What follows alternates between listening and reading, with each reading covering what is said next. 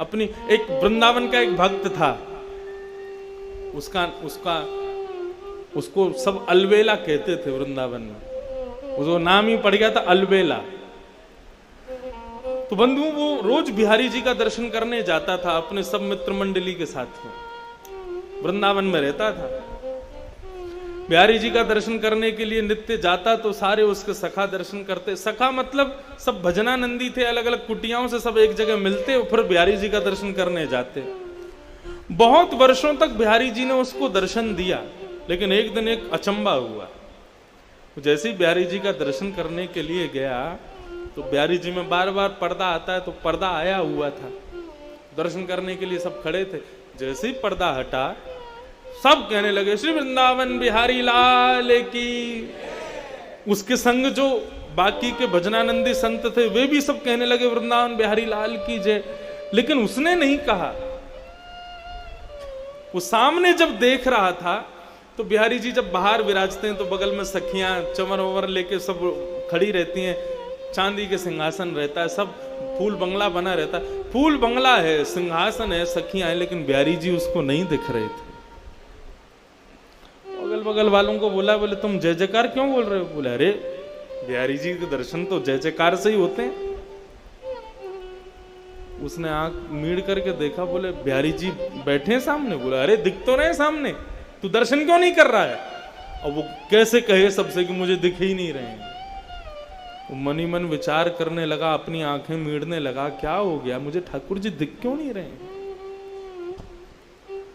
चला गया, रात भर सोया नहीं, कुछ खाया नहीं, कुछ पिया नहीं। यमुना जी से प्रार्थना करता है कि हे यमुना मैया, मुझसे कोई अपराध है गयो जो ठाकुर जी मुझको दर्शन नहीं दे रहे? किसी से कह भी नहीं सकता, क्योंकि यदि किसी से जाकर के कहा तो सब लोग मेरा आश्चर्य करेंगे, लोग मेरी बात बनाएंगे, पूरे वृंदावन में हल्ला मच जाएगा। शाम को प्रणाम करके पुनः बिहारी जी का दर्शन करने के लिए गया। बोले कल पता नहीं क्या हुआ, मैं देख नहीं पाया हूँ, मुझसे कोई अपराध बन गया होगा, आज बिहारी जी दिखेंगे। दूसरे दिन जब पुनः गया, सबने दर्शन किए, कपाट खुलते ही सब जय जयकार करने लगे, वृंदावन बिहारी लाल की जय। उसने फिर देखा तो सामने फिर बिहारी जी नहीं दिखे, अकेला सिंहासन खाली। चिंता में पड़ गया, ब्लड प्रेशर हाई, पसीना पसीना हो गया। मुझसे क्या अपराध हो गया, बिहारी जी मुझे दिख क्यों नहीं रहे हैं? किसी को पता ना चले तो उनसे बड़े अलग ढंग से पूछता है, बिहारी जी की पोशाक बड़ी सुंदर है ना? तो बताते हाँ आज तो पीली पोशाक पहनी है, हाँ देखो कमल की माला पहनी है, बिहारी जी का मुकुट कितना सुंदर लग रहा है, बिहारी जी की सुंदर देखो क्या छटा दिख रही है, गाल ऐसे चमक रहे हैं। सुन करके रोने लग जाता, बोले मुझे क्यों नहीं दिख रहे हैं? रात भर नहीं सोया, 2 दिन हो गए, ना सोया ना खाया ना पिया, कुछ नहीं, बस इसी चिंता में है कि बिहारी जी मुझे दर्शन क्यों नहीं दे रहे। तीसरे दिन सुबह वृंदावन परिक्रमा लगा करके आया, यमुना स्नान किया, ब्रजवासियों को प्रणाम करने लगा। अरे कोई अपराध हो गया हो तो हे बिहारी जी क्षमा करना। अपनी दोनों उंगलियों को मीड़ करके आज एक बार अपने ऊपर विश्वास करके तीसरा प्रयास करता है, आज यदि बिहारी जी दिख गए तो ठीक, नहीं तो प्राणों का त्याग कर दूंगा। जैसे ही मंदिर में प्रवेश किया, कपाट खुले, सबको बिहारी जी दिखे, उसको नहीं दिखे। तत्क्षण निकल गया। यमुना जल में अपने प्राणों का परित्याग करने का मन बना लिया। बोले जिस देह को बिहारी जी नहीं दिख रहे, उस देह को जीवित रख के क्या फायदा?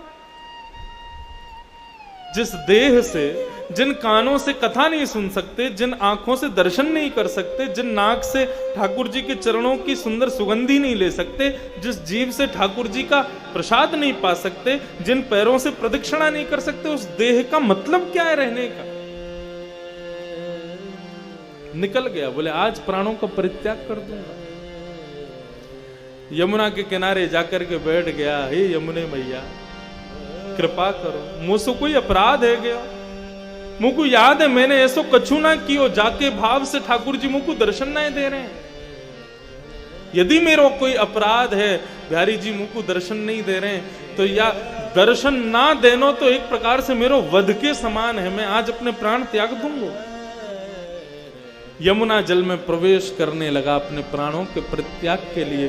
तभी एक व्यक्ति वहां पर आया, उसको कुष्ठ रोग हो गया था,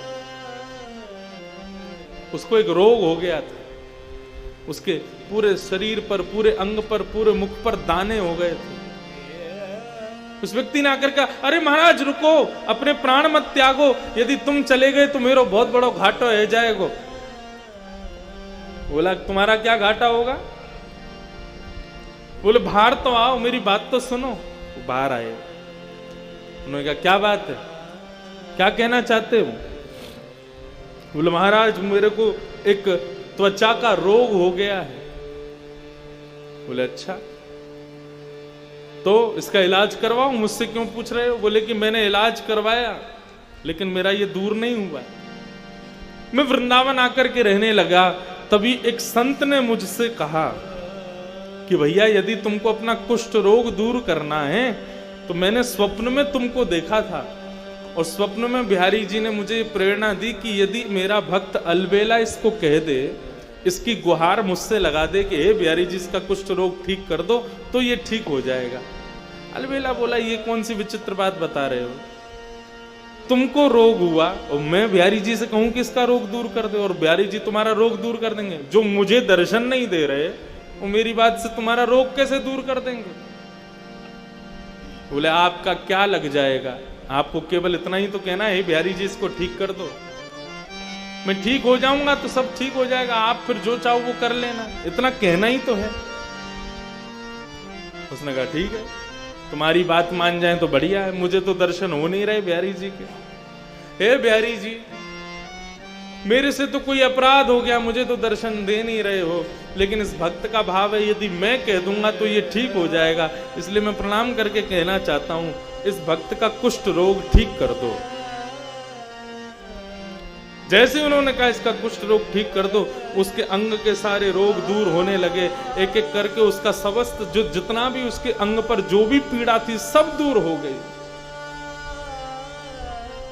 भक्त देख करके आश्चर्य करने लगा, मेरे को दर्शन नहीं दे रहे, 3 दिन से मुझे दर्शन जिनका नहीं हो रहा, वो मेरे एक बार कहने पर तुम्हारे रोग को दूर कर रहे हैं, मुझे समझ नहीं आ रहा ये हो क्या रहा है। इतने में सामने सांवरे सलोने श्री बिहारी जी महाराज प्रकट हो गए, प्रकट होकर के उसको दर्शन दे दिया। पहले तो दर्शन करके आनंदित हो गया, खूब रोया, बोले प्रभु मुझसे कोई अपराध हो गया जो मुझे दर्शन नहीं दिया, और ये सब क्या लीला है आपकी, मुझे एक बार बताओ, विस्तार से वर्णन करो, ये सब क्या हुआ है। बिहारी जी कितनी अच्छी बात कहते हैं। बिहारी जी बोलते हैं वे संसार के लोग मेरे मंदिर में आते हैं, सब कोई भी शांत नहीं रहता है, बोलते ही रहते, बोलते ही रहते, बोलते अपने सब कष्ट मुझको बताते हैं, किसी के परिवार में कष्ट, किसी के शरीर में कष्ट, किसी की मैया से दुखी, किसी कोई पत्नी से दुखी, कोई बच्चों से दुखी, सब कष्ट में हैं, सब मुझसे आकर के यही मांगते रहते हैं कि हे बिहारी जी कृपा करो। लेकिन आज तक तूने मुझसे आकर के कुछ नहीं कहा, तू सदा सर्वदा शांत रहा, तूने आज तक मुझसे कुछ नहीं मांगा, एक शब्द नहीं मांगा। तू जब भी मंदिर में आता है शांत भाव से खड़ा रहता है, मेरा दर्शन करके चला जाता है, कभी मुझसे कुछ मांगता नहीं। तू लोगों के मांगने से मेरे अंदर ऐसा भाव प्रकट हो गया, मैं केवल देना ही जानता हूं, उसके अलावा मेरे पास कुछ नहीं है। लेकिन अलवेला मेरे से आकर के कभी कुछ नहीं मांगता है, तो जो मुझसे कुछ नहीं मांगता ऐसे व्यक्ति को मैं दर्शन कैसे दूं?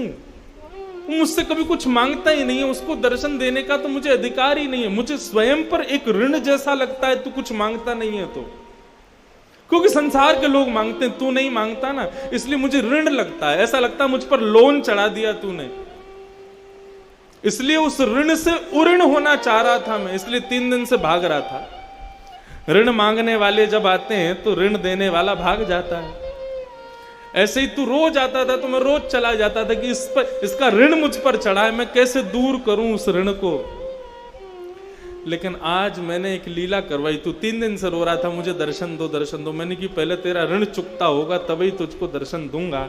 तो मैंने ऐसी योजना बनाई कि तेरे द्वारा कुछ तो मांगा जाए, तो इस कुष्ठ रोगी का कुष्ठ रोग दूर करने का भाव तूने मुझसे मांगा, तेरा ऋण उतर गया, मैंने तुझको दर्शन दे दिया।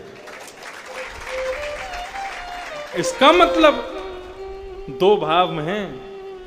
इसका मतलब ये मत समझना कि बिहारी जी से तो हम कुछ मांगेंगे नहीं तो बिहारी जी अदृश्य हो जाएंगे, नहीं।